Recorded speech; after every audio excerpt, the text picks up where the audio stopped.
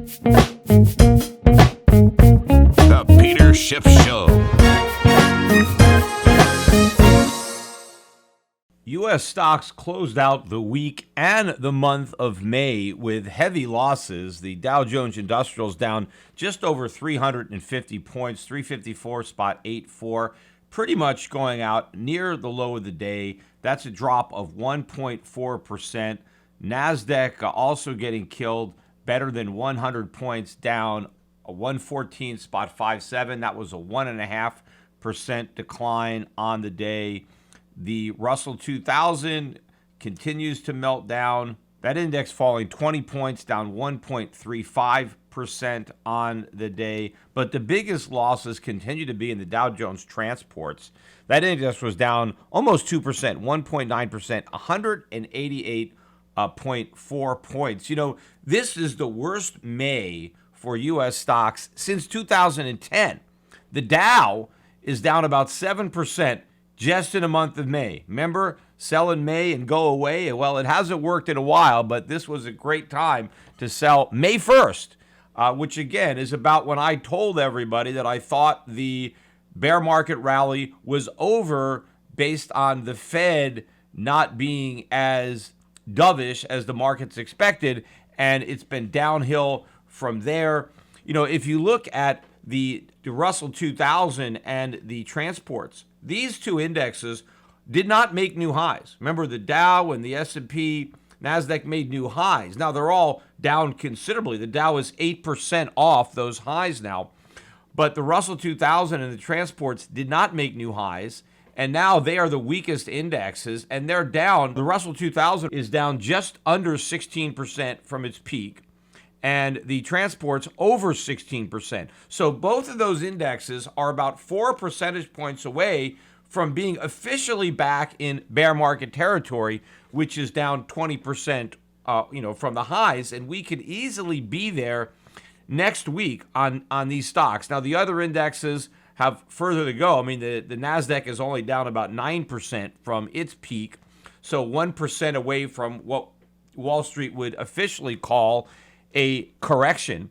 The retailers continue to also be hammered. You know, the debacle du jour was Gap, which gapped down by about 15% on the day on weaker than expected sales. The stock managed to rally most of the day, so it only closed down a little over 9%, but still it closed better than 47% below its 52-week high. But, you know, when you have the Russell 2000 and the transports, the weakest part of the market, those are the most domestically focused stocks, right? And those are the stocks that are the weakest. So everybody who keeps talking about how great the U.S. economy is, if they look at the market is telling you a different story. It's the stocks that are most sensitive to the U.S. economy that are the weakest. But, you know, the biggest moves today really were in the bond market. Yields continue to plunge in the Treasury bond market, particularly on the shorter end. The yield on the 3-month is at 2.34%, but going out to 1 year, the yield on the 1-year Treasury is down at 2.2. The 2-year is all the way down at 1.92, and that's pretty much exactly where the 5-year is. So you got a flat yield curve now between the 2s and the 5s at 1.92. The 10-year yield is all the way down to 2.13, so it's a little bit higher. You don't have an inversion between the 2 and the 10 and the 2 and the 5, but you certainly have an inversion when you go to the 3-month and the 6-month and the 1 year. But we're down to 2.13.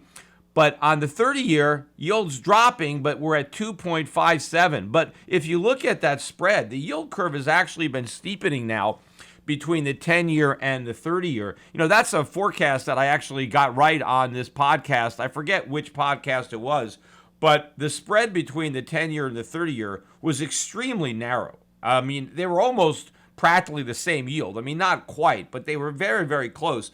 And I remember saying that is kind of ridiculous, and I thought the smart trade would be to sell the 30-year and buy the 10-year because I believed that spread would widen. Now, I think at the time I thought it would widen as rates went up. I thought the rates on the 30-year would go up more than the rates on the 10-year. Instead, the rates came down, but they came down more on the 10-year than they did on the 30-year. And so when you're at a spread, right, it doesn't matter which direction the markets move. It matters on which direction the spread moves. And so if the spread widens, it doesn't matter if it's with rates moving up or rates moving down. If you put the spread on and you're betting on it widening, then you make money. And that was a pretty good call, because that's what's happened, even if it didn't happen the way I expected to. Although ultimately, that's what I do believe is going to happen. Ultimately, interest rates are going way up because, as I said on the last podcast, the markets, right, the traders who are betting on lower interest rates, they are betting on recession, and that is the right bet. Anybody who is buying bonds because they think a recession is coming is right to believe that a recession is coming. And they're also right to believe that the Fed will cut interest rates to try to stimulate the economy during that recession. That is the reason that everybody is buying bonds, because they are trying to front run the Fed. They are anticipating what the Fed is going to do. And it's only because the Fed has always done this in the past, and because the Fed is indicating that they will do this in the future, then people are trying to buy the bonds. What they don't get is that it's not going to work, because we're going to have stagflation. We're going to have recession and inflation at the same time, and that is the worst environment for bonds. And in fact, just yesterday, Clarita came out from the Fed, and he actually outlined what the criteria would be for the Fed to cut rates, right? Basically, didn't say anything. I mean, rate hikes are totally off the table, right? So the only thing is the Fed going to stay pat, or is the Fed going to cut? And basically, the criteria was a weakening global economy, not even a weakening U.S. economy, just a weakening global economy that potentially could spread to the U.S. So in other words, he left this wide open to cut rates. And he said if inflation is below our 2% target, which of course it is, the way they measure it. So basically, Clarita came out and said, we're going to cut rates. I mean, that's the only reason that the Fed is opening the door to a rate cut, is because now they know that they're going to cross the threshold. You know, that's the point. They wouldn't have opened the door unless they were prepared to walk through it. That's why if you look at the odds now of a rate cut in September, it's now about 80% probability of a 50 basis point cut in September. Not 25 basis points, but 50 basis points. And in fact, Barclays came out today and said not only do they expect a 50 basis point rate cut in September, but they expect the Fed to follow that up with a 25 basis point rate hike sometime between then and the end of this year. So they're looking for 75 basis points of cuts. Oh, by the way, while I'm talking about European banks, Deutsche Bank, you know, the canary in the coal mine that I've been talking about, continues to melt down. Down another 2% today, 14 cents, $6.77. The low intraday was $6.73. This is an all-time record low for that stock, but indicative of major problems, not only at that bank, but in the banking sector in general. But if you look at the consensus now, right, everybody believes that the Fed is going to cut rates, right, now. But go back to November, December of last year, before the last rate hike. Everybody believed that not only would the Fed hike rates in December, but that there would be 3 or 4 more rate hikes in 2019. And the only one that has been on financial television that said that that wasn't going to happen was me. And I only actually said it on one show, because there's only one show that will have me on, and at least one major show, and that's Liz Claman's show, Countdown to the Closing Bell, on Fox Business. And in fact, Liz gave me a shout out today on her program. She said, hey, we got to, give it to Peter Schiff, because he's the guy that said the Fed would have no choice but to cut rates in 2019. But actually, I said it even better than that. I was on the show, and you can see this on my YouTube channel, and Liz Claman said to me, Peter, what do you think the Fed's going to do at this December meeting, which was less than a week away? And my answer was, it doesn't really matter what they do. They're probably going to hike because everybody expects a hike. But I said this hike is immaterial, because I said even if they hike rates in December, that is the last rate hike that we're going to get. that the very next thing the Fed is going to do after they hike rates in December is to cut rates. And nobody believed that was going to happen. Everybody believed that more rate hikes were coming. And I said, no, this is it. This is the last one. And then they're going to be cutting rates. And now that is the consensus view. And it's clear that that is going to happen. So I got that right. And nobody else got it right on a major financial network other than me. And the only show that had somebody get it right was Liz Claman's Countdown to the Closing Bell. And by the way, I will be on her show again on Tuesday. She wanted me to come on Monday, but I had a dentist appointment, so I couldn't make it. But I will do it on Tuesday in studio in New York. And so I'll be able to talk again about this. And it looks like, she's the only person that continues to have me on. Although, look, I was on RT, Russia Today yesterday with Rick Sanchez. I put that up on my YouTube channel as well. But I'm not getting on the major financial networks other than Liz's show. And, her show, actually, she's got the number one rated show on that time slot. I think she's the number one a female business anchor on television. So it's a good show to be on if I'm only going to be on one. But it's an interesting point that nobody else saw this coming. And it's because they don't understand the problem. And they still don't get it. It's not just that the Fed's cutting 50 basis points or 25 basis points. They're cutting 225 basis points. We are going all the way to zero. And the problem is there's not a lot of room between where we are and zero. And so it's not going to provide a lot of stimulus. So the real story is going to be QE4 and how enormous it is and how it is going to be delivered. The action, of course, not just limited to stocks and bonds. Oil continues to get beaten up. Oil down another $3.28. We're all the way back down to $53 a barrel for the price of oil. So the markets are starting to price in not just a U.S. recession, but a global recession. And so they think that the demand for oil is going to fall. The dollar, though, fell a little bit today. The dollar index was down about spot 3.8, and some of the emerging market currencies, the Brazilian real actually up 1.5% today, in contrast to the sharp fall in the Mexican peso, and I will talk about that momentarily. But the dollar lost ground against the yen, the euro, the Swiss franc, and a lot of other currencies today, and maybe this is the beginning of a much bigger move that is long overdue, because everything that is happening right now is very bearish for the dollar. It's just that people haven't figured that out yet because they're still underestimating the weakness of the U.S. economy. The economy is much weaker than people think. We are going into recession. The rate cuts are not going to work, and it's not going to be a mild recession. It's going to be worse than the Great Recession of 2008, 2009. But the other big mover was in the gold market. Gold had a nice rally today, up almost $17 an ounce, closing at $13.05, back above $1,300. Last week, gold closed at a 2-week low. This week, it's closing at a 3-week high.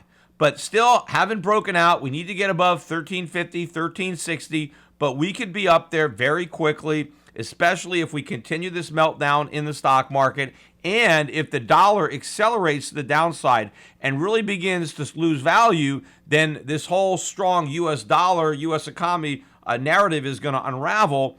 And a lot of people are going to be moving into gold that should have been moving into gold for quite some time, but they just hadn't figured it out yet. But I got to talk about the catalyst for today's decline. Now, the market probably would have gone down anyway. It's just looking for an excuse. Again, this is a bear market. The bear market rally, the correction is over.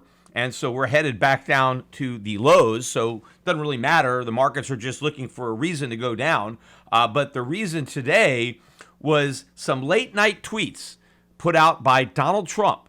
Last night, I think it was around 7:38, I was having dinner, and it was my son Spencer, who I know a lot of you guys have been following him on Twitter. He changed his handle to Schiff Spencer.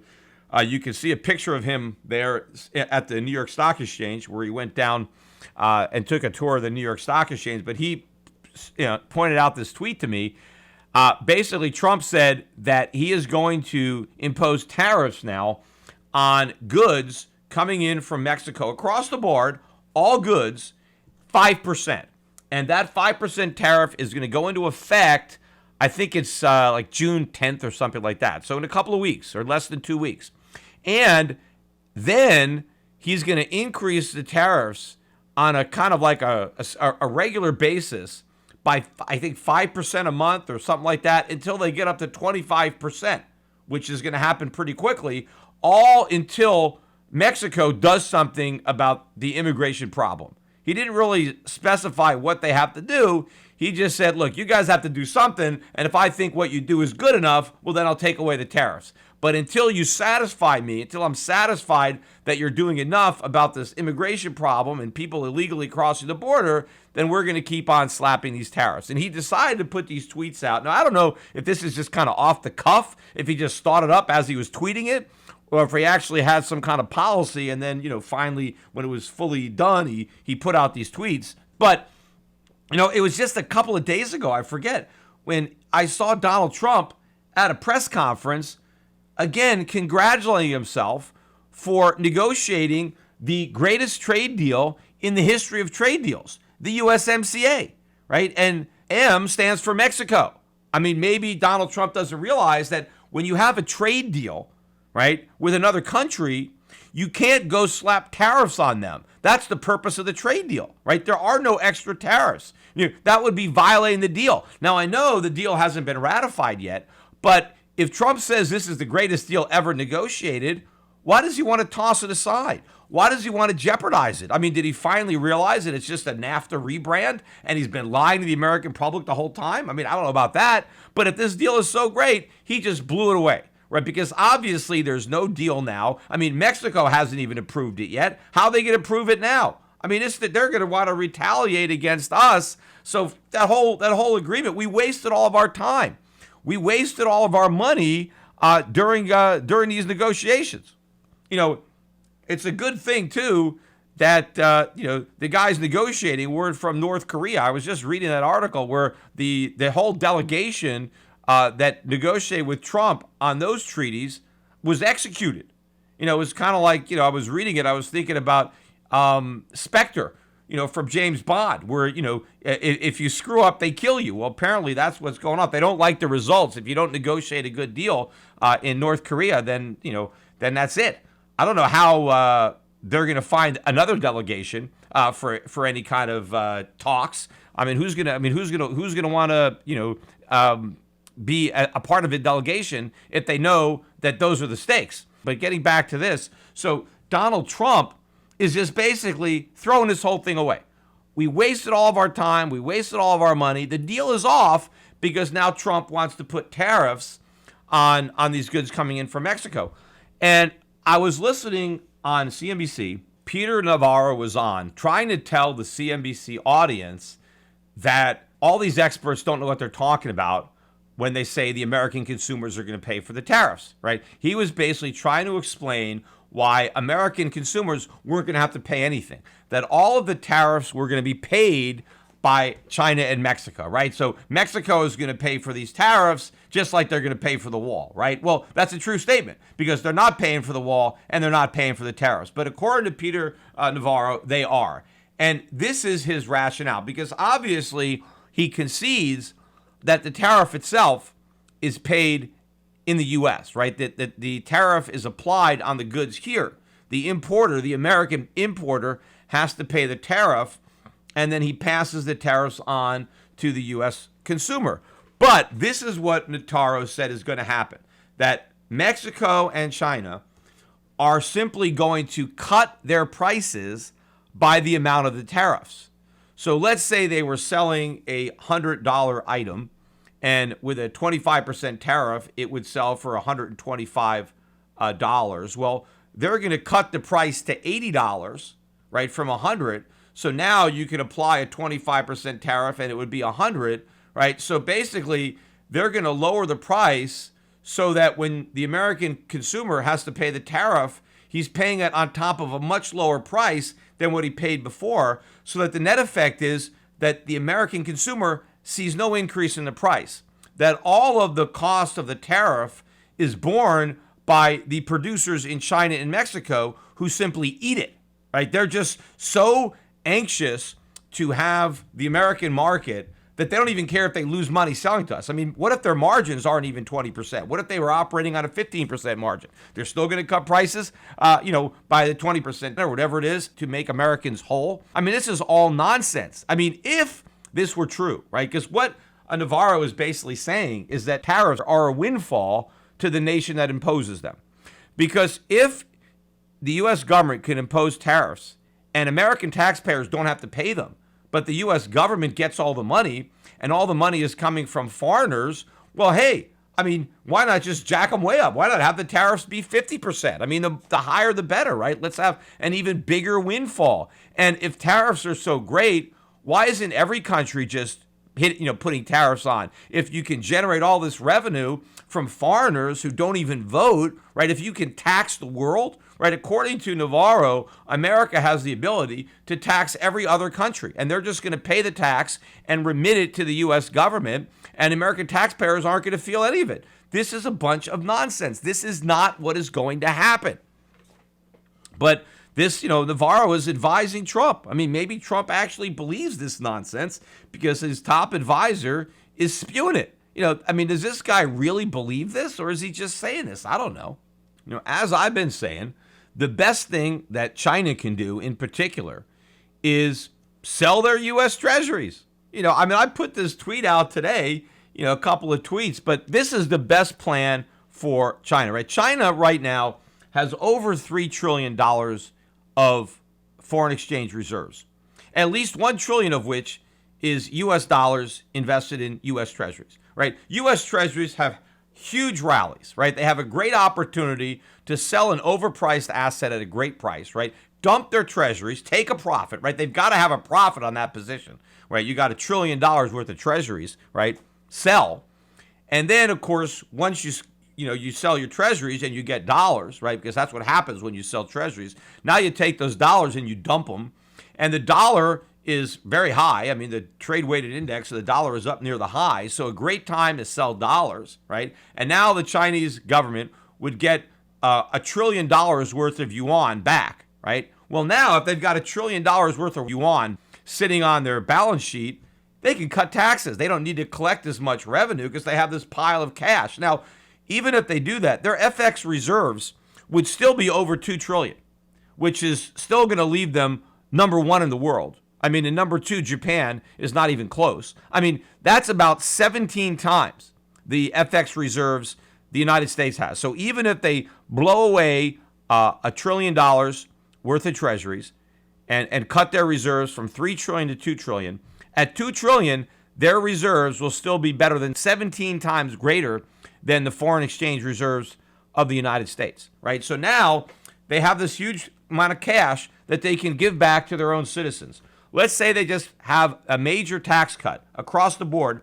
They reduce corporate income taxes in China and they reduce personal income taxes. Well, now, they kill two birds again with one stone because now the corporations make up for the fact that they're not making as much money on their exports because they're paying lower taxes. So if their profits are down, their tax rate is down. So maybe their after-tax rate would actually be higher because of the tax cut. And if they cut taxes, income taxes on the Chinese people, then their take-home pay is higher.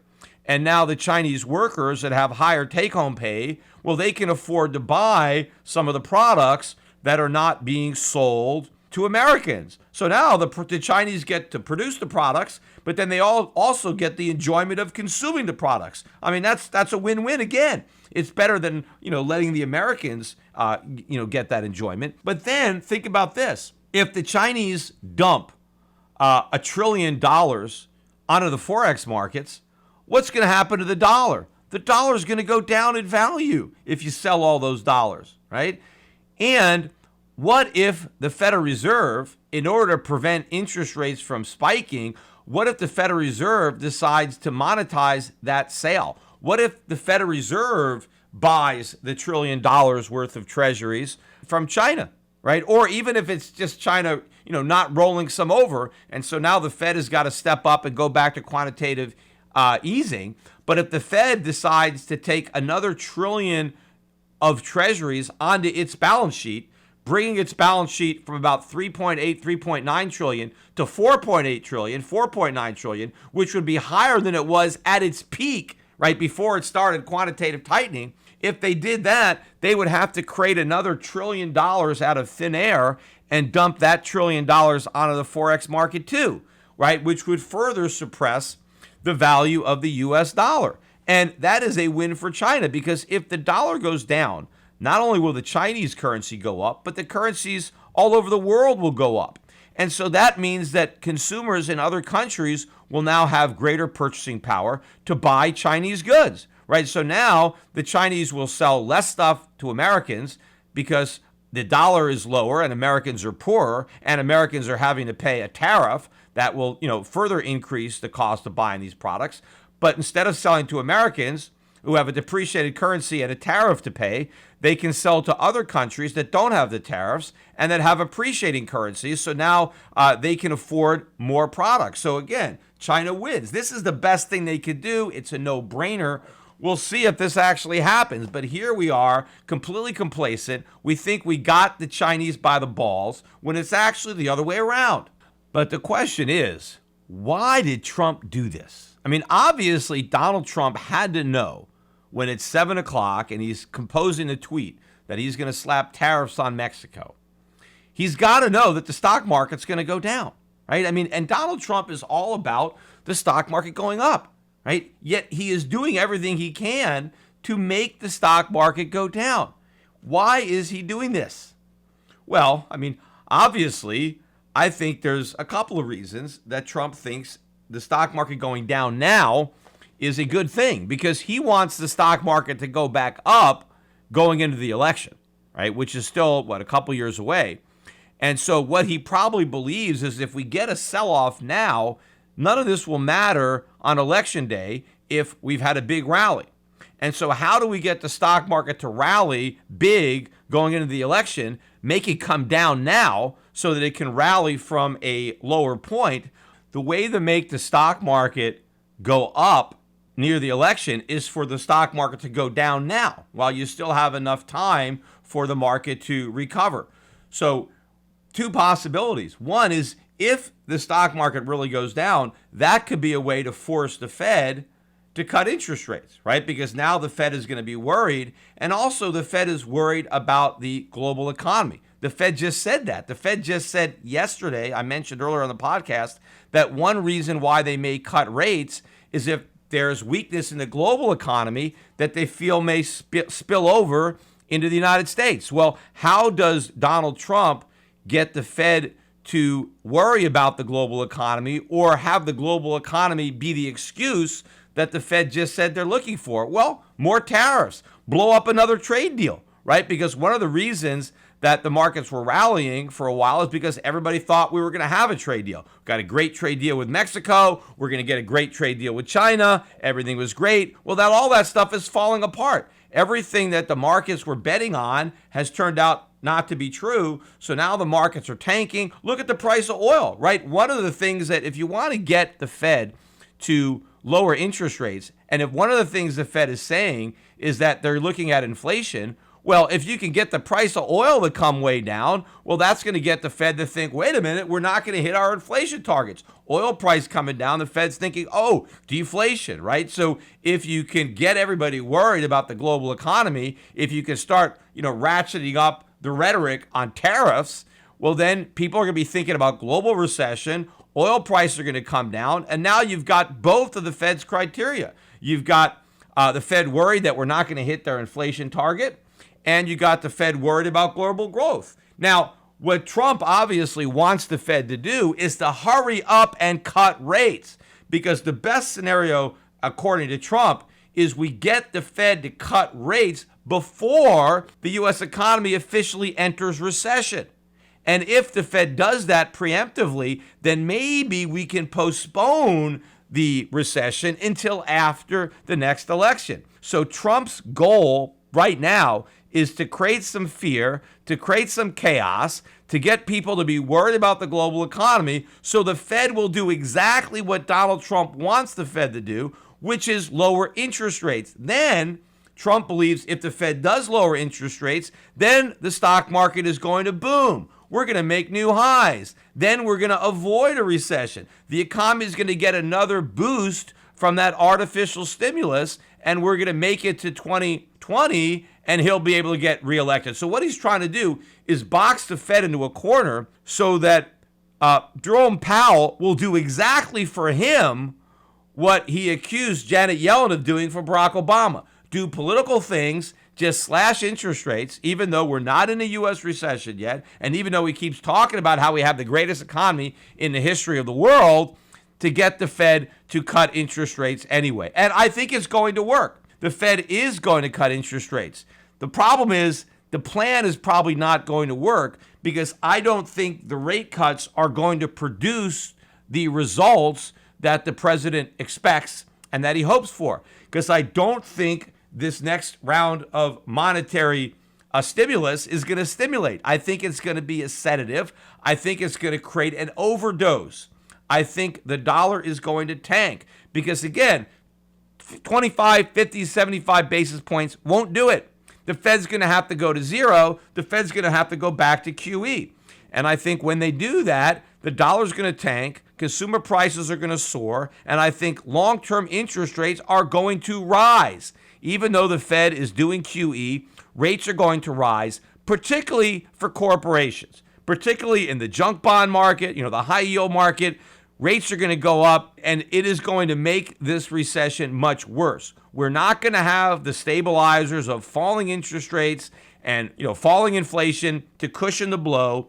We're going to have a recession where rates are rising, prices are rising, and that's going to put the squeeze on the economy. It's going to make it that much worse for the people who are unemployed or the people whose incomes are dropping during the recession because their cost of living is going to be rising, especially if they have debt that has any kind of adjustable rate. That's going to be moving higher. So that's going to be like a tax increase on the economy during a recession. And so I think that even if Trump gets exactly what he wants from the Fed, it's not going to be enough to buy him a second term. Now, if I'm wrong about that, right, it is possible that we can delay this until after Trump gets reelected. I think it's not the most probable scenario. I think that the recession is still going to be here when the voters go to the polls in 2020.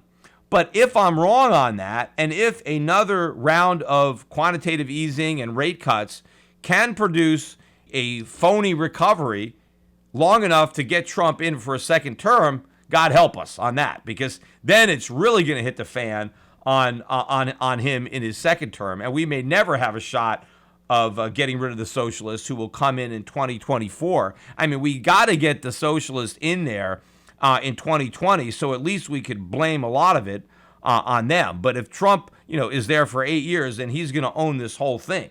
But if the Fed is successful in buying Trump a second term, because they can get the markets back to new highs and they can delay the onset of this recession, which, by the way, was already delayed by the election of Trump. I've said many times on this podcast, had Trump not won, had Hillary won, we would have been in recession in 2016. But because Trump won and created a bunch of false optimism and got the tax cuts, we kicked the recession can down the road for a few years. And maybe we can kick it down for a couple more with the Fed going back to zero and doing more QE. But I do expect if that happens, the dollar is going to tank. Gold is going to go up. And even if the U.S. stock market goes up, foreign stocks are going to go up much more. Emerging market stocks are going to go up much more. Gold stocks are going to go up. They're going to go ballistic. And in fact, emerging market stocks did really well today. A lot of emerging market stocks were up today, even though the Dow was down 350. Gold stocks had a really nice day today. So we're seeing these foreign stocks now outperforming the U.S. stocks. That's going to continue. That will accelerate if the Fed goes back to zero and does more quantitative easing. So even if we can create a phony enough recovery to get Trump reelected, that's not going to undermine my investment strategy. I think my investment strategy is going to thrive under that environment because all the money that's going to have to be printed to try to reflate this bubble, right, is going to cause the dollar to tank and foreign stocks and gold stocks to go way up much more than the U.S. stock market. But I think the strategy will do even better if he fails. If the Fed cannot stop the recession, if the U.S. economy goes into recession despite 0% rates and quantitative easing, then the dollar's going through the floor, right? Then gold goes through the roof. Oh, another crazy thing, I forgot to point this out. Just another ridiculous thing that Peter Navarro said. He said that in addition to the fact that the Chinese and the Mexicans are going to pay the cost of the tariffs, he also said that even if the U.S. ends up importing less stuff because of the tariffs, right? Because the tariffs make the cost of imports higher, right? So China and Mexico don't absorb the tariffs, right? Even if that happens, he said that it's still going to be good for the U.S. because if we have lower trade deficits, that just means we're going to make all the stuff ourselves, right? We're just going to produce the stuff here instead of buying it from China or buying it from Mexico, and that's going to make our economy stronger, that it's going to be a lot better for the American economy to produce and manufacture domestically, because after all, we make the stuff ourselves, right? We get the jobs ourselves, right? Our workers, get employed making the stuff, and we're more self-sufficient. It's better, strategically, not to be dependent or relying on foreigners for manufacturing and for a supply chain, which can certainly be cut off in times of war. So he made a lot of points as to why the U.S. economy would be far stronger if we manufactured ourselves, which is all true, but the problem is we can't do it. Again, what Peter Navarro is completely overlooking, and maybe the president too, is we can't do it. I mean, not right away. If we had to replace the goods that we are importing from Mexico and China and the rest of the world, if we had to produce that stuff ourselves, there would be a massive recession in order to make that possible. Because where are the factories going to come from? Where are the supply chains going to come from? Where are the trained workers going to come from? All of this is going to take money that we don't have. We don't have the savings. We're not going to be getting it from abroad anymore. We're going to have the domestic savings, but our pool of savings is very shallow. So how are we going to finance all of the infrastructure, all the CapEx that would need to go into reindustrializing the U.S. economy and retraining the American workforce? That's going to cost a fortune, and it's going to take a long time, and we don't even have the money to do it. And think about this.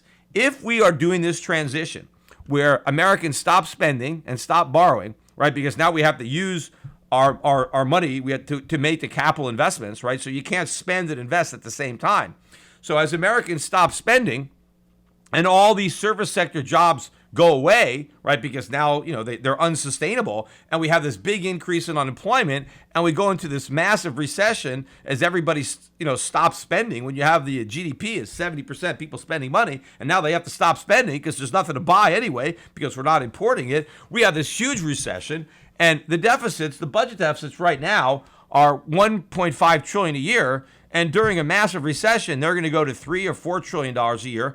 How is the government going to finance that? Remember, they can't get the money from China anymore because China doesn't have to recycle its trade surpluses. It doesn't have them anymore.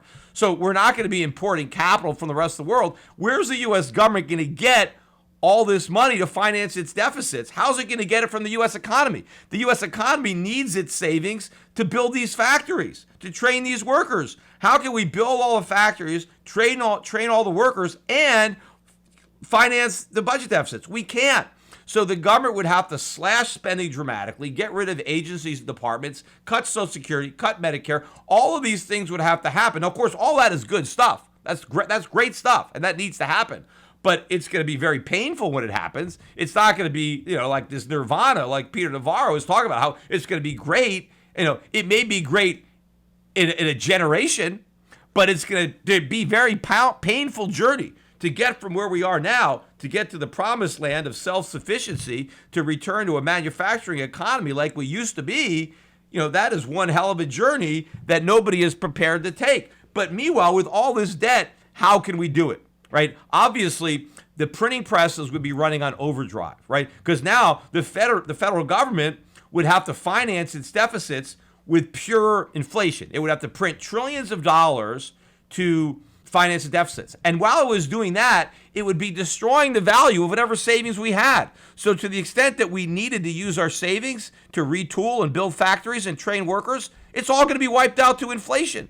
So there is no way to do this. We are highly indebted. We don't have the resources. We don't have the money. This is an impossible thing to do without massive declines in the size of government.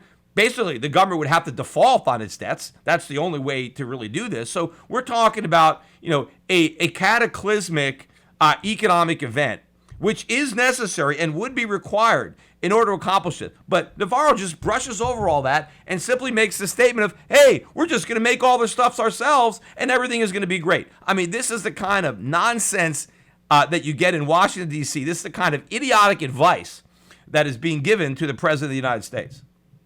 While I am on the subject of idiotic advice, I just posted the Bitcoin versus gold debate on my YouTube channel that I did at the SALT conference. So you can check it out. It's about a half hour of footage. I think there's a little bit at the end where I was saying something that kind of got cut off. So I don't know, the recording kind of broke up, but it's pretty good. I mean, you get almost everything that I said. So it's on my YouTube channel now. And, one of the other things, too, I meant to mention on Bitcoin is a lot of people now who are going on television and talking about Bitcoin and why it's rallying. And by the way, Bitcoin, I think yesterday got above 9,000. So that was a new high for the year, over 9,000. And then I think within a few hours, it was all the way back down to 8,000. So it was a pretty big drop. But as we speak, I think it's recovered and Bitcoin's back to about 8,500. So it's still, trading in a pretty strong upward trend. Although there has been some volatile days, but the trend is still up on Bitcoin. Again, I still think this is a bear market rally. I still think the high is in. I don't think we're going to take out 20,000. So at some point, one of these big declines is going to turn into a much bigger decline. But as people are coming on television and explaining why Bitcoin is going up, one of the reasons people are offering is China.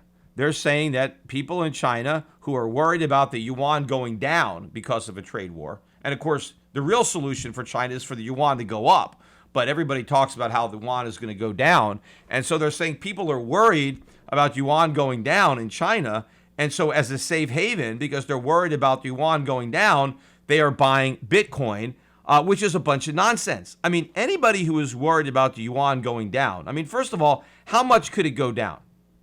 2%, 5%, 10% maybe. I mean, that would be historic. I mean, the yuan doesn't move that much, right? So according to these guys, people who are worried that the Chinese yuan may drop a few percentage points, they're putting all their money into Bitcoin, which has just tripled in price, which could lose half its value overnight, which has lost in just recent days, just yesterday, 10% in a few hours. Or remember, it was down, I think a couple weeks ago, it was down 20% inside of one day. I mean, nobody who is nervous about losing purchasing power in their yuan savings, where the yuan maybe goes down a few percent, nobody is buying Bitcoin as a safe haven because they're worried about a small loss of the value of yuan. But now they'd have to worry about an even bigger loss in the value of Bitcoin. No, if any Chinese are buying Bitcoin, and some of them might, they are not doing it because they think they're buying a safe haven.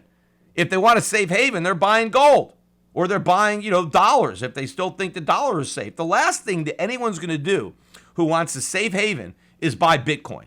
Bitcoin is for somebody who wants risk. If you're buying Bitcoin, you're buying it because you think it's going to go way up, right? So if you're buying something that you think could double or triple, then you're not buying a safe haven, right? If that's what you're just getting into something that is speculative and it's risky. So this idea that it's safe haven buying from the Chinese, this is nonsense. Now, maybe it's also partially risky or wishful thinking on the part of the Bitcoin crowd that wants everybody to believe that Bitcoin is the new gold, that it's gold 2.0, right? And so people are buying Bitcoin instead of gold as a safe haven. That's not what's happening. I can assure you of that. In fact, another one of these nuts, I was listening to this guy. He was interviewed on Kitco. You can see his interview on YouTube. James Altucher, I think is his name. Guy's got crazy hair. So if you look for it, you look on YouTube, you'll see the interview. But everything he said was even crazier than the guy's hair. I mean, this guy, pretty much almost every word out of his mouth was either incorrect or just an outright lie. I mean, one of the funny things he said at the very end, he finished it up because, Kit goes about gold, and they asked him about gold. And his closing comment, he said, look, gold is just a rock, but Bitcoin has real value, right? Bitcoin has real value, and gold is just a rock. First of all, gold's not even a rock.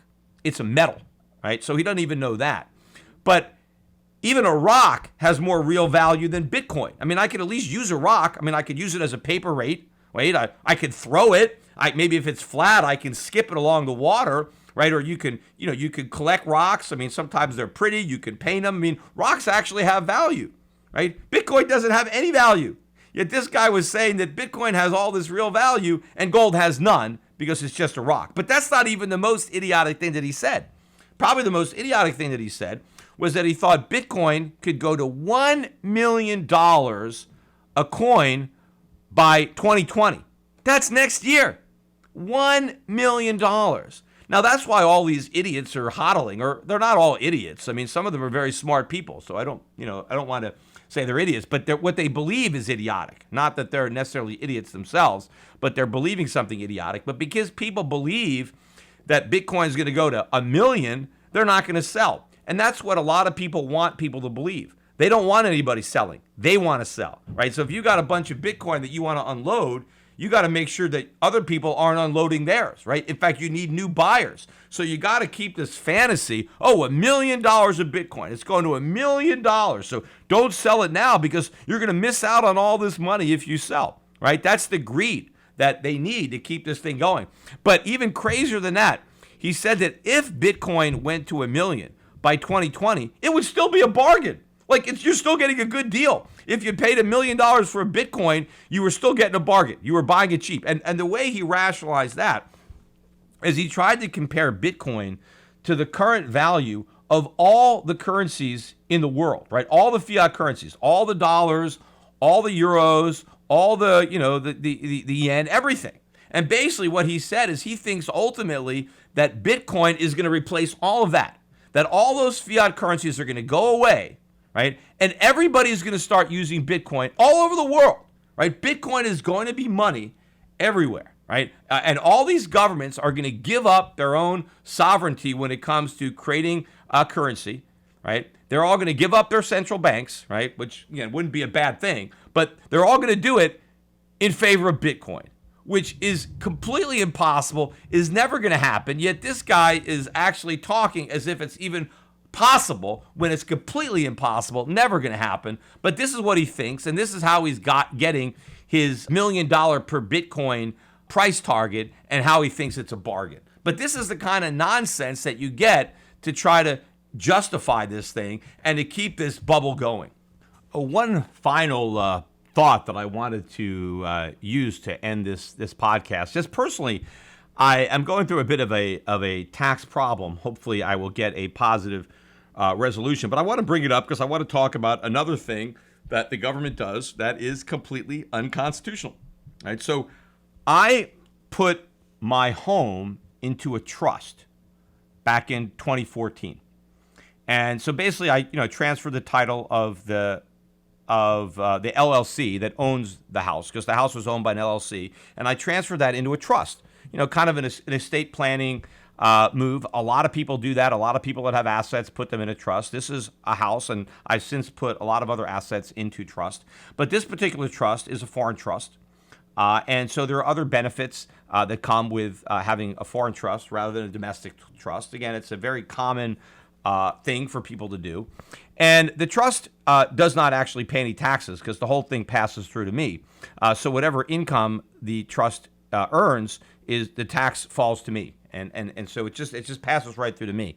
But you still have to file a tax return for the trust, even though it's never going to owe any money, even though I'm filing my own tax return and declaring any income in the trust as my own and paying the taxes. You still have to file the return because it's foreign. Now, apparently, I didn't do that in time. I was due on a certain date, and my accountants filed it late, or maybe somebody didn't realize. I thought I changed accountants in 2014. I was doing a lot of stuff, and maybe the new accountants thought the old accountants did it, and the old accountants, left it to the new account. But whatever reason is, I ended up filing that form late. Now remember, I don't owe any taxes, right? 0 taxes were owed, no interest, no penalties. Well, I finally got a penalty letter from the IRS, and they said, hey, you paid this late. You need to pay the penalty, and here's an envelope. Just put your check in and mail it in. And so the penalty for filing late was $200,000. $200,000 for filing a form late, where I didn't even owe any taxes, didn't owe any interest or penalties. That's the fee. Now, initially, my accountants wrote a letter and said, look, to try to get them to waive the penalty or expunge it. And they finally wrote back and they said, no. Ignorance is no excuse. If you didn't know about it, whatever, you still got to pay it. Again, here's an envelope. Put your check in for $200,000 and mail it in. So now I've got to appeal that. If I appeal that and I lose, then what the supposed remedy is I actually pay the $200,000 to the IRS. And then if I want, I can go to tax court and challenge it there. And then if I lose that, I can go into the federal court system. But my rationale for challenging it, and first of all, there are some rules that the IRS has where, if you overlook something, honestly, that if it's your first time doing it, that they could waive the penalty. But what I mentioned to my accountant, I said, have you ever heard of the 8th Amendment to the Constitution? And he really wasn't familiar with it. And he's a lawyer, too. He's a tax lawyer. So most lawyers don't know much about the Constitution, which is unfortunate. But so I read him the 8th Amendment. And the 8th Amendment is pretty short. I'm going to read it to you on right now. It says, excessive bail shall not be required, nor excessive fines imposed, nor cruel and unusual punishments inflicted. So there, no excessive fines can be imposed. So the 8th Amendment says the United States government cannot impose an excessive fine. Now, if a $200,000 fine for filing a form late is not excessive, I don't know what is. I mean, it's not even like the IRS told me, hey, you forgot to file this form. I filed it, and then they got it late, and then they sent me the bill for filing it late. So they didn't even know that it was filed late. I sent it in because my accountant said, realize that, wait a minute, I don't think we filed this form. So they went and filed it, and now I get a $200,000 tax, which is so ludicrous for filing a form late. I mean, first of all, the average American, I think the average income for an American is what, $40,000 a year? Something like that.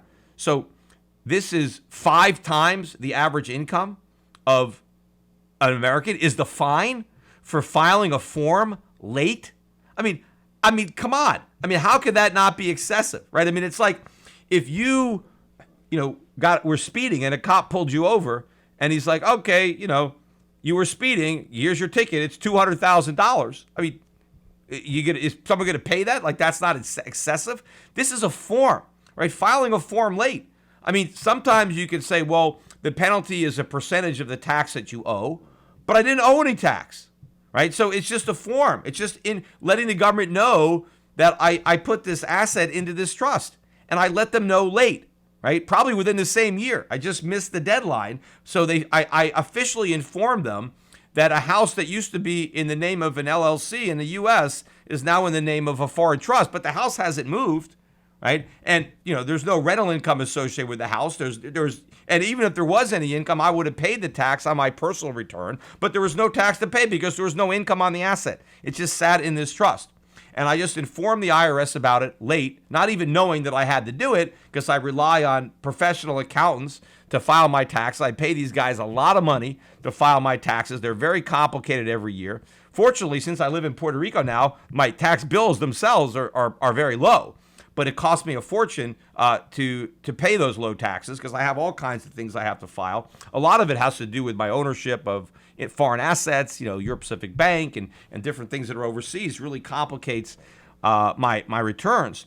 But if the IRS can simply impose a $200,000 fine because a form was filed late, right? If that is not an excessive fine, then I don't know what is. So what I told my accountant is if we can't get this removed, right, just based on the fact that it's ridiculous and there was no ill will on my part, maybe it was an oversight somewhere along the way with a form that I didn't even realize had to be filed on an entity that doesn't even have a tax liability, that they can forgive it. Because ever since then, I've been filing on time. So I filed for 2015, I filed for 2016, for 2017, and now I'm filing for 2018. So all the other returns have come in on time. Just this first one, that's the first time I actually had to file it, because that's when I set the trust up, and I missed the first one. But I said, if we lose on these appeals within the IRS, if they're going to refuse this, then I want to challenge this. I want to take this. I actually have to pay the thing, though. I got to write a $200,000 check to the IRS, because the way the IRS makes it in tax court, you got to pay and then sue to get your money back, which, again, is a violation of due process, which is, I think that's the Fourth Amendment, right? They're taking my money without due process. They should have to sue me. They should have to prove in court that they're entitled to this $200,000 penalty. But the way everything works with the IRS is that even if you think they're wrong and they don't owe the money, you got to pay it anyway. And then you got to go into their rigged court, which is really like a star chamber, right? Tax court. And then you got to prove your innocence, right? Tax court, you're innocent until you're proven guilty. You're the moving party. And now the burden of proof is on you that you don't owe the money. What due process would be, according to the Constitution, is that the IRS thinks you owe money. They have to sue you. They have to take you to court. And they have the burden of proving that you owe the money. Instead, in tax court, you have to prove that you don't owe it, which turns jurisprudence on its head. But that would be my first step. I would have to take this thing to tax court and say, this is unconstitutional, it's a violation of the Eighth Amendment, and you got to strike down this fine. But I don't think the tax court's gonna do that. I think they're gonna say, we don't give a damn about the Constitution, this is tax court, you lose. But then, after I lose in tax court, I can appeal this case to a district federal court. And if I lose there, I could take it all the way up to the Supreme Court. But if the Supreme Court actually granted certiorari on my case, but maybe even an appellate court, I don't see how any competent court can validate a $200,000 fine on a form being late, right? And not saying that is excessive within the meaning of the Eighth Amendment, because they don't specify what is excessive, right? So you have to just, decide, right? It's like, pornography, right? The court says we can't define it, but we know it when we see it. Well, this is obscene, right? A $200,000 fine on a late form where no taxes are owed and no income was generated is the most obscene, excessive thing I've ever heard of. And so I would like to prevail. If I can prevail on that in the court, well, then the fines would be thrown out, right? Then nobody would ever be able to get hit with them. The government couldn't impose such a ridiculous fine. So part of me kind of hopes that I lose so I can take this case up to the Supreme Court and hopefully win for the American public. But that's just a small part of me, because I really don't want to write a $200,000 check and then have to pay the legal bill of taking this thing all the way up to the Supreme Court. That's the kind of stuff my dad did. He got himself wrapped up in all these legal battles. Now, I think this is more of an open and shut case than a lot of the constitutional arguments my father made. But I saw, how much time and effort he wasted, on that pursuit, and I would prefer not to have to do the same thing myself.